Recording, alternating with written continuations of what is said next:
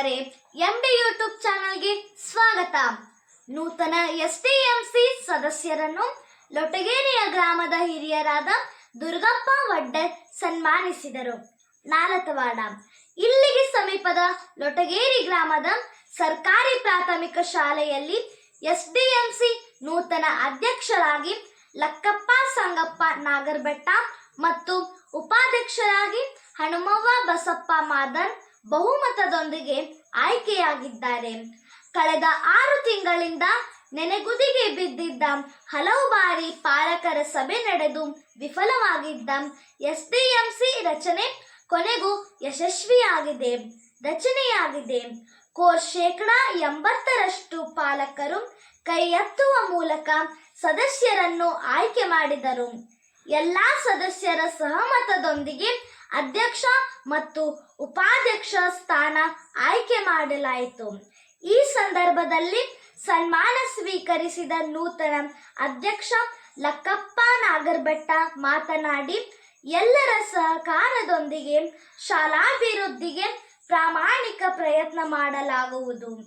ಶಾಲೆಯ ಭೌತಿಕ ಅಭಿವೃದ್ಧಿ ಹಾಗೂ ಮಕ್ಕಳ ಶೈಕ್ಷಣಿಕ ಅಭಿವೃದ್ಧಿಗೆ ಪೂರ್ವಕವಾಗಿ ಎಲ್ಲಾ ಸದಸ್ಯರು, ಮುಖ್ಯ ಗುರುಗಳು, ಶಿಕ್ಷಕರು ಹಾಗೂ ಗ್ರಾಮಸ್ಥರ ಸಹಕಾರದೊಂದಿಗೆ ಅವರ ಸಲಹೆ, ಸೂಚನೆ, ಮಾರ್ಗದರ್ಶನ ಪಡೆದು ಶೈಕ್ಷಣಿಕ ಪ್ರಗತಿಗೆ ಹೆಚ್ಚಿನ ಆದ್ಯತೆ ನೀಡಿ ನನಗೆ ವಹಿಸಿರುವ ಜವಾಬ್ದಾರಿಯನ್ನು ಪ್ರಾಮಾಣಿಕವಾಗಿ ನಿಭಾಯಿಸುವೆ ಎಂದು ಲಕ್ಕಪ್ಪ ನಾಗರಬೆಟ್ಟ ಹೇಳಿದರು.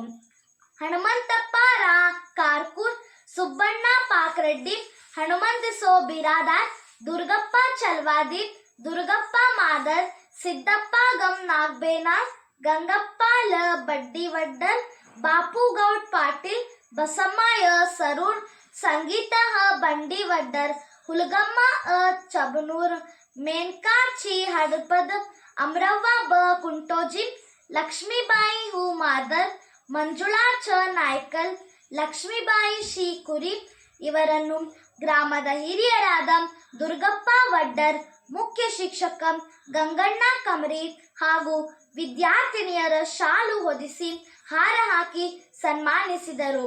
ಈ ವೇಳೆ ಶಿಕ್ಷಕರಾದ CG Kulkarni, MC Havaldar, Ashok Hampanagoudra, Ambaji Gondale, Sangamesh Javalgeri, Mujuvar madam ಇದ್ದರು. ವರದಿ Abdul Razak Rakkasgi, MD YouTube channel, Nalatwad.